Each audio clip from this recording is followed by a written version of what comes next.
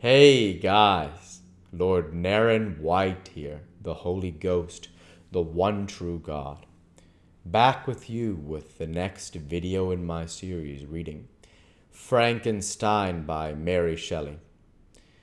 Without further ado, returning to Frankenstein as read by Lord Naren White. Oh, no mortal could support the horror of that countenance. A mummy again endured with animation, could not be so hideous as that wretch. I had gazed on him while unfinished. He was ugly then, but when those muscles and joints were rendered capable of motion, it became a thing such as even Dante could not have conceived. I passed the night wretchedly. Sometimes my pulse beat so quickly and hardly that I felt the palpitation of every artery. At others, I nearly sank to the ground through languor and extreme weakness.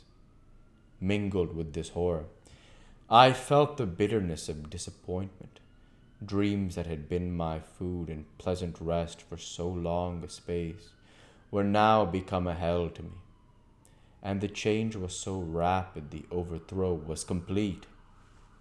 Morning, dismal and wet, at length dawned and discovered to my sleepless and aching eyes the church of Ingolstadt, its white steeple and clock, which indicated the 6th hour.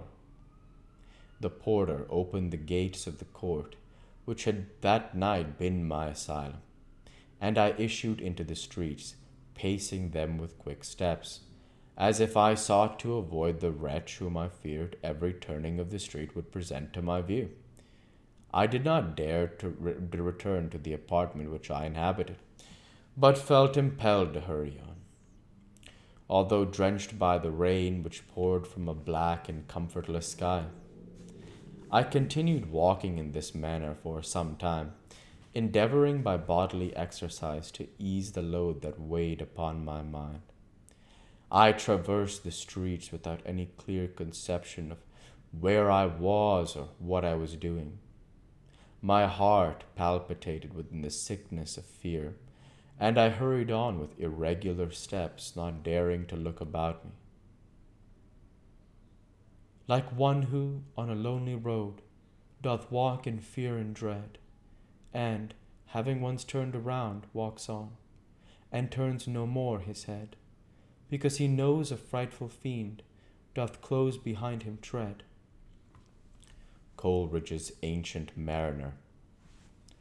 Continuing thus, I came at length opposite to the inn at which the various diligences and carriages usually stopped. Here I paused. I knew not why, but I remained some minutes with my eyes fixed on a coach that was coming towards me from the other end of the street. As it drew nearer, I observed that it was the Swiss diligence.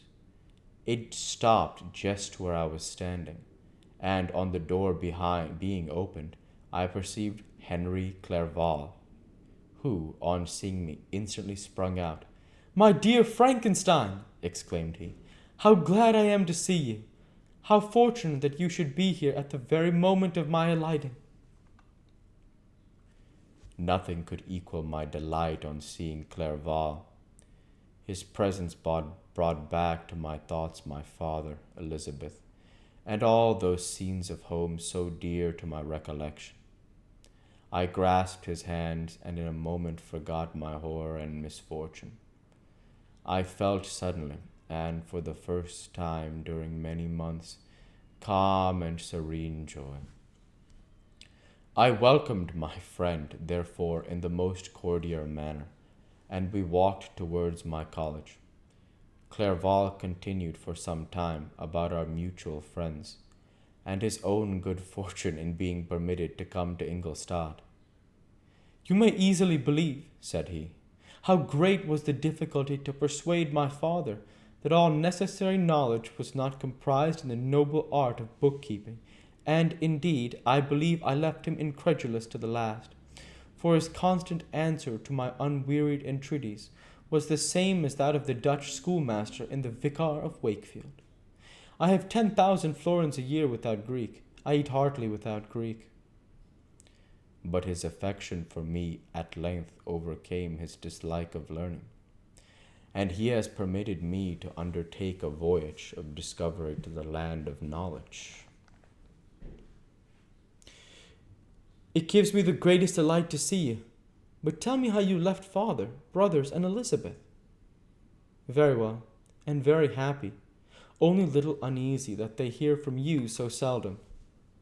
By the by, I mean to lecture you a little upon their account myself. But my dear Frankenstein, continued he,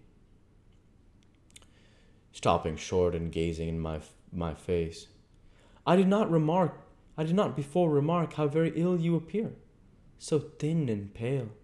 You look as if you had been watching for several nights. You have guessed right. I have lately been so deeply engaged in one occupation that I have not allowed myself sufficient rest, as you see. But I sincerely hope, that all these employments are now at an end, and that I am at length free. I trembled excessively. I could not endure to think of, and far less to allude to, the occurrences of the preceding night. I walked with a quick pace, and we soon arrived at my college. I then reflected, and the thought made me shiver, that the creature whom I had left in my apartment might still be there, alive and walking about. I dreaded to behold this monster, but I feared still more that Henry should see him, entreating him, therefore, to remain a few minutes at the bottom of the stairs. I darted up towards my own room. My hand was already on the lock of the door before I recollected myself. I then paused, and a cold shiver came over me. I threw the door forcibly open, as children are accustomed to do when they expect a spectre to stand in waiting for them on the other side. But nothing appeared. I stepped fearfully in. The apartment was empty, and my bedroom was also freed from its hideous guest. I could hardly believe that so great a good fortune could have befallen me, but when I became assured that my enemy had indeed fled, I clapped my hands for joy and ran down to Clerval. We ascended into my room, and the servant presently brought breakfast, but I was unable to contain myself. It was not joy only that possessed me. I felt my flesh tingle with excess of sensitiveness, and my pulse beat rapidly. I was unable to remain for a single instant in the same place. I jumped over the chairs, clapped my hands, and laughed aloud. Clerval at first attributed my unusual spirits to joy on his arrival. When he observed me more attentively, he saw a wildness in my eyes, for which he could not account, and my loud, unrestrained, heartless laughter frightened and astonished him. My dear Victor, cried he, what for God's sakes is the matter? Do not laugh in that manner. How ill you are! What is the cause of all this? Do not ask me, cried I, putting my hands before my eyes, for I thought I saw the dreaded spectre glide into the room. He can tell. He can tell. Oh, save me, save me. I imagined that the monster seized me. I struggled furiously and fell down in a fit.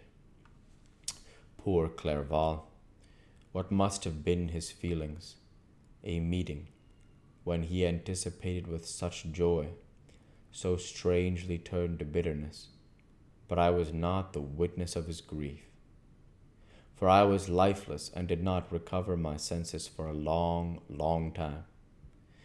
This was the commencement of a nervous fear which confined me several months.